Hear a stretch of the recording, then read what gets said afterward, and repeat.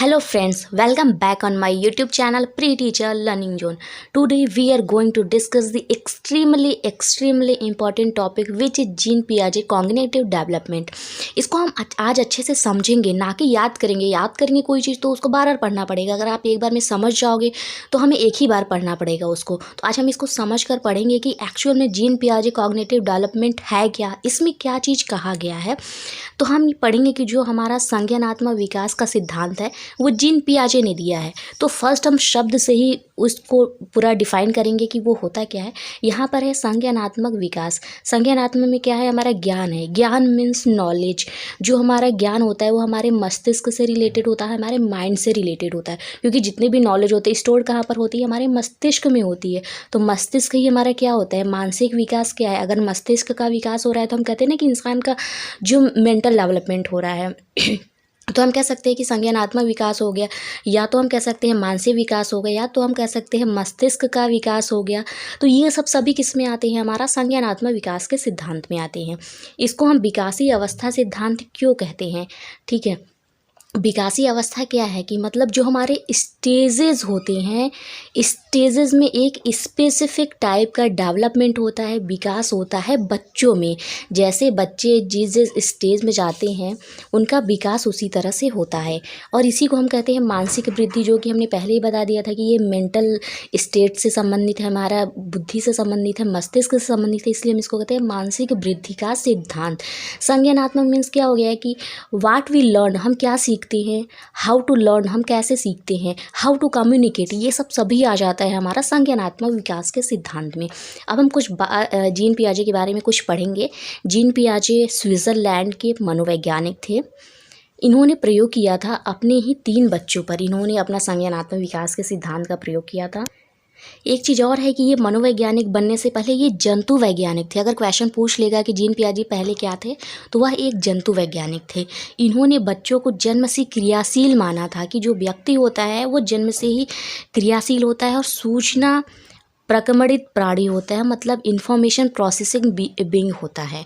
ये कहा था जीन पियाजे ने। जीन पियाजे ने ही बच्चों को नन्हे वैज्ञानिक कहा था कि वो जो अपने ज्ञान का निर्माण वो स्वतः करते हैं बच्चे। इनकी ये बुक थी, इसमें इन्होंने इसको अच्छे से डिफाइन किया था, language and thought of child. अब हम पढ़ेंगे कि जीन पियाजे ने जो हमारा मस्तिष्क होता है, जो हमारा माइंड है, उसका किस तरह से विकास होता है, किस तरह से डेवलपमेंट होता है, उसमें सूचनाएं कैसे एकत्रित होती हैं, पूरा यही प्रोसेस। अगर आप बस ये जान लीजिए कि पहले बच्चा पैदा होता है तो उसका मस्तिष्क क्या होता है, जीरो है, उसमें कुछ भी इन्फॉर्मेशन नहीं है। लेकिन जैसे जैसे वो बढ़ता है इन्फॉर्मेशन उसके में स्टोर्ड होती है। तो ये पूरा प्रोसेस कैसे होता है कि जो भी ह्यूमन बीइंग होता है वो कैसे इन्फॉर्मेशन को स्टोर करता है, ये हम पूरा प्रोसेस पढ़ेंगे जीन पियाजे का जो संज्ञानात्मक कार्यविधि है उसमें। इन्होंने 3 टर्म बताए थे। स्पेशली क्या था, इन्होंने बताया था ऑर्गेनाइजेशन होता है, और दूसरा क्या होता है, एडाप्टेशन, अनुकूलन होता है। तो अनुकूलन में 2 टर्म आते हैं हमारा, असिमिलेशन और एकमडेशन। असिमिलेशन होता है आत्मसातीकरण, एकमडेशन होता है हमारा समावेशन। इन तीनों शब्द का क्या मतलब होता है, सबसे पहले हम ये समझते हैं, ठीक है। जैसे अगर ये इंसान का माइंड है, हमारा माइंड है, ठीक है। अब इसमें क्या है, कोई भी इन्फॉर्मेशन नहीं है। संगठन में क्या होता है कि हमें एक इन्फॉर्मेशन मिली, दूसरी इन्फॉर्मेशन मिली, तीसरी इन्फॉर्मेशन मिली, ये क्या हुआ, हमारे माइंड में स्टोर हो गया, ठीक है। अब आत्मसातीकरण में क्या होता है, इसको हम एग्जाम्पल से बताते हैं, ठीक है। सबसे पहले संगठन क्या होता है, नवीन सूचना, कोई भी नवीन जानकारी हमें प्राप्त हो रही है तो ये संगठित हो रहा है। हमारी जो बौद्धिक संरचना है, बौद्धिक संरचना को हम क्या कहते हैं, स्कीमा कहते हैं, क्योंकि उसका नॉर्मलाइजेशन किया जा सकता है। नॉर्मलाइजेशन मतलब क्या होता है, उसको हम चेंज कर सकते हैं, बदल सकते हैं, उसको जो अरेंज है उसका पैटर्न हम चेंज कर सकते हैं। तो ये क्या होता है, हमारा स्कीमा होता है, हमारे दिमाग में जो बौद्धिक संरचना है। और एसिमिलेशन क्या होता है, नवीन अनुभव से व्यवस्थित करते हैं हम अपने बौद्धिक संरचनाओं को। समावेशन क्या होता है, नवीन अनुभव से पूर्ववर्ती बौद्धिक क्षमता में सुधार करना, विस्तार करना या परिवर्तन करने से है। सबसे पहले संगठन आता है। आत्मसातीकरण और समावेशन कब आता है, जब संगठन के बाद अगर हमारा दिमाग जो स्कीमा है वो संतुलित है, ठीक है, उसमें किसी भी प्रकार का क्या कन्फ्यूजन नहीं है, तो हमें आत्मसातीकरण और समावेशन की ज़रूरत नहीं है। लेकिन जो हमारी नवीन नवीन सूचना प्राप्त है उसके बाद भी हमें अगर किसी तरह का कन्फ्यूजन होता है तब हम आत्मसातीकरण और समावेशन करते हैं। फॉर एग्ज़ाम्पल हमने क्या लिया है कि अगर हमारे पेरेंट्स या हमारे घर का कोई सदस्य बच्चे को ये बताता है अपने आँखों को दिखाकर कि बेटा ये आँख है, ये हाथ है, ये नाक है, उसमें बच्चा क्या करता है, उसको अपनी बौद्धिक संरचना में स्टोर्ड कर लेता है। अब क्या हुआ कि उसको किसी भी प्रकार का कोई कन्फ्यूजन अब नहीं होगा आँख नाक को समझने में। तो इसमें केवल संगठन प्रोसेस इन्वॉल्व हुआ, इसमें आत्मसातीकरण और समावेशन की ज़रूरत नहीं है क्योंकि बच्चे को किसी भी प्रकार का कन्फ्यूजन नहीं है। अब हम सेकेंड एग्जाम्पल पर आते हैं कि जैसे अगर हम बच्चे को पढ़ा रहे हैं तो हम बुक्स में फ़ोटो दिखा देते हैं सेब की कि बेटा इस तरह के आकार का जो होता है वो सेब होता है और इसका कलर रेड होता है। तो अब बच्चा क्या करेगा कि इतना तो व्यवस्थित कर लिया, लेकिन बच्चा अभी क्या है, उसको व्यवस्थित कर लिया लेकिन उसको समझेगा नहीं देखकर। तो जब वह फिर बाद में क्या होगा कि जब उसके सामने सेब आएगा तो अब वो सामने से सेब को देखकर समझ गया कि हाँ यही सेब है। वो क्या हो गया, आत्मसातीकरण हो गया। वो उसको आत्मसात कर लिया उसको देखकर कि हाँ मुझे पता था कि सेब ऐसा होता है और यही सेब है। ये आत्मसातीकरण हो गया। अब इसमें समावेशन की प्रक्रिया नहीं चाहिए क्योंकि अब बच्चे को देखकर बच्चा पूरी तरह जान गया है कि यही सेब है। अब आप लोग बहुत लोग ये कहेंगे कि सेब ग्रीन कलर का होता है, इस कलर का होता है। तो देखिए जो नॉर्मल सेब होते हैं वो रेड कलर के ही होते हैं, वो सबको पता है। और जो ग्रीन कलर के सेब होते हैं कितने व्यक्ति तो अब डेथ कर जाते हैं लेकिन उस सेब को नहीं देखते हैं। तो हम नॉर्मल पूरा लेके चल रहे हैं, इन जनरल लेके चल रहे हैं, ठीक है। ये दूसरा एग्जाम्पल हो गया जिसमें संगठन और आत्मसातीकरण दो प्रक्रिया इन्वॉल्व हुई है। अब हम थर्ड एग्जाम्पल की बात करेंगे जो हम सब जानते हैं, जो एक कॉमन एग्जाम्पल है, ठीक है। उसमें क्या हुआ कि जैसे अगर कोई बच्चे को ये बताता है कि बच्चा कुत्ते के दो आँख होते हैं, दो चार पैर होते हैं, एक मुंह होता है, दो कान होता है, पूँछ होती है, काला रंग होता है।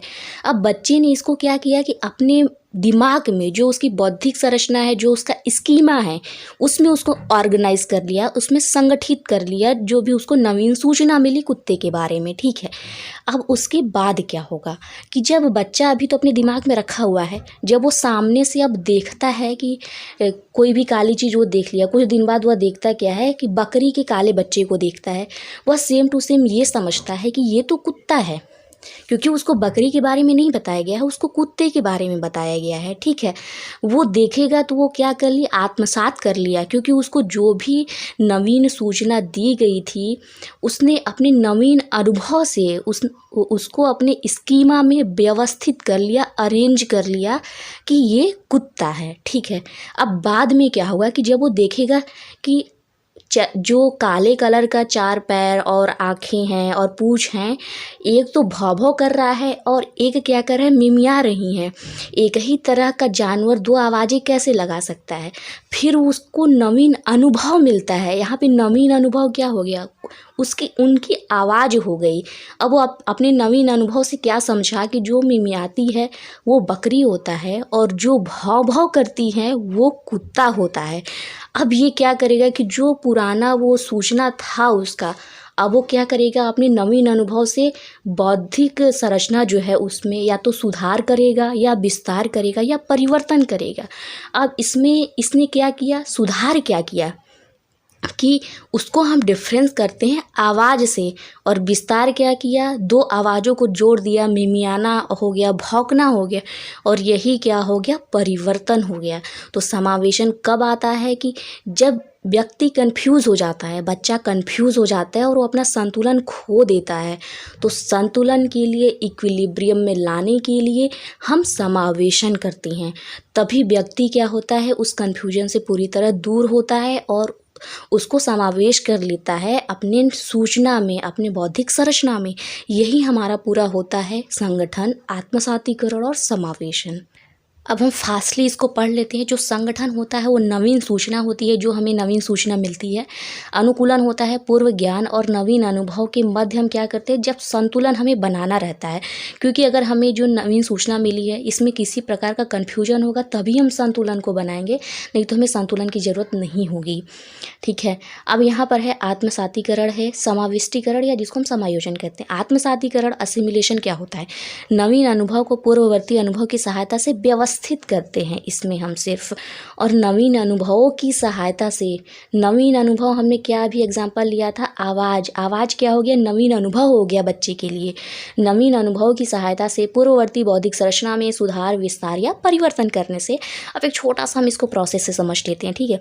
अगर हमने जब आत्मसात किया, अब बच्चे ने क्या देखा कि बकरी के बच्चे को भी देखकर वो समझ आया कि वो कुत्ते का बच्चा है, ठीक है। कुछ देर के लिए तो वो संतुलन में चला जाता है, इक्विलिब्रियम में चला जाता है, बट वो कंफ्यूज कब होता है, जब वो देखता है कि इसी तरह का जानवर तो मेमे में मिमिया रही है और इसी तरह का जानवर भाव भाव भी कर रहा है, तब वो बिल्कुल कंफ्यूज हो जाता है। फिर वो अपने आप को बैलेंस करने की कोशिश करता है।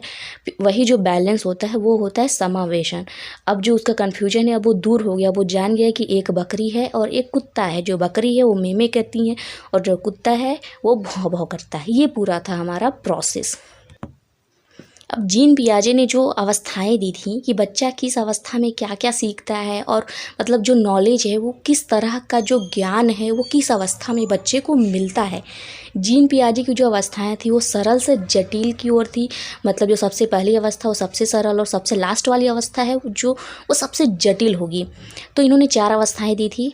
संवेदीगामक जिसको हम कहते हैं sensory motor stage 0 to 2 year, pre operational stage 2 से 7 ईयर, मूर्त संक्रियात्मक अवस्था जिसको हम कहते हैं concrete operational stage 7 to 11 year, औपचारिक संक्रियात्मक अवस्था जिसको हम कहते हैं ऑपरेशनल स्टेज, ये होता है 12 to 15 ईयर्स। अब हम पहला समझते हैं संवेदी गामक जो होता है, मतलब सेंसरी मोटर क्या होता है। सेंस जो हमारे केवल सेंस ऑर्गन होते हैं वो वही केवल एक्टिव होते हैं। मतलब जो बालक होता है या तो वो रोता है या हंसता होता है, शारीरिक क्रियाओं से ज्ञान उसको मिलता है। अगर बच्चे को हम कैसे पता करेंगे कि बच्चे को प्रॉब्लम है, उसके हाव भाव से, वो अपने शरीरों से जो प्रतिक्रिया करता है उसी से हम समझते हैं। नेक्स्ट है हमारा पूर्व संक्रियात्मक अवस्था, ये 2 to 7 ईयर्स होता है। यह पूर्व बाल्यावस्था प्लस संचय काल। संचय काल मतलब क्या होता है यहाँ पर हम आपको बता देते हैं, ठीक है। जो संचय काल होता है, पूर्व बाल्यावस्था हमारा होता है 3 to 6 ईयर होता है, ठीक है।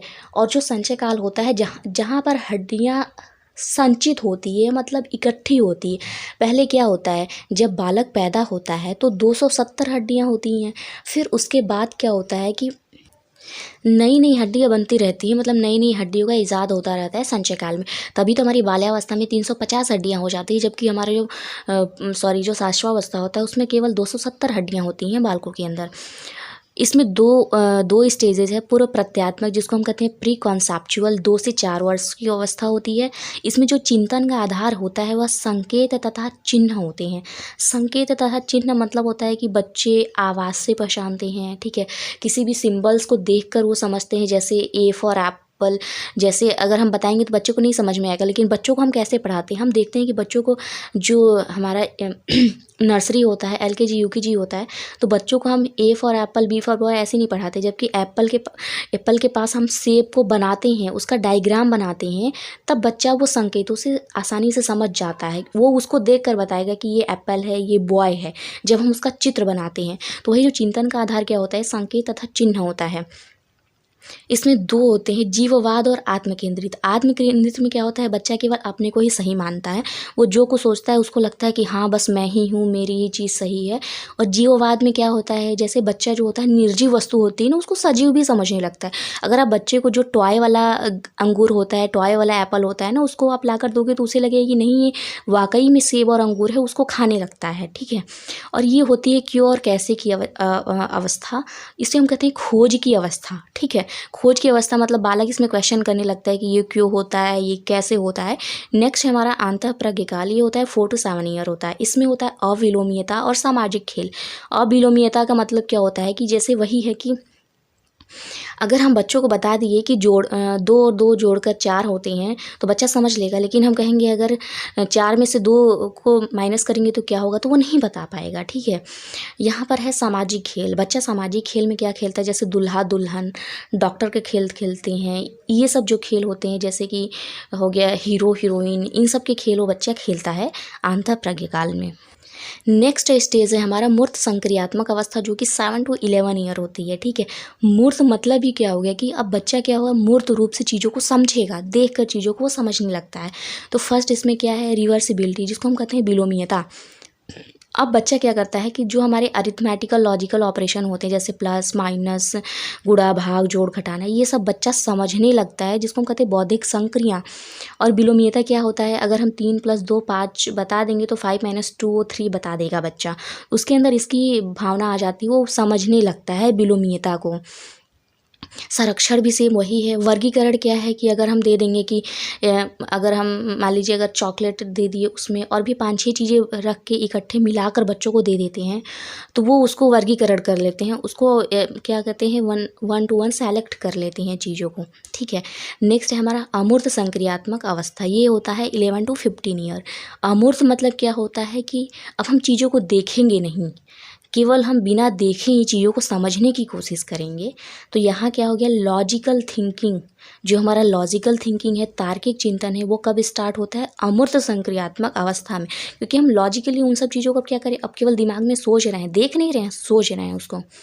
और ये होता है समस्या समाधान की भावना। समस्या समाधान करने का जो हमारे अंदर होता है वो आ जाता है परिकल्पना करना। जैसे परिकल्पना क्या होता है कि जैसे अगर कोई भी हमारे पास प्रॉब्लम्स दे दी गई हैं, अगर उसको पूछा जाए कि क्या सॉल्यूशन होगा और कैसे कैसे घटा हो सकता है ये प्रॉब्लम, कैसे ये सिचुएशन आ गई होगी, उसके बारे में सोचना, कल्पना करना, वही होता है परिकल्पना। ये है जीन पियाजे का जो चारों स्टेजेस हैं और किस स्टेज में कौन सा डेवलपमेंट होता है, ये पूरा हमने पढ़ा।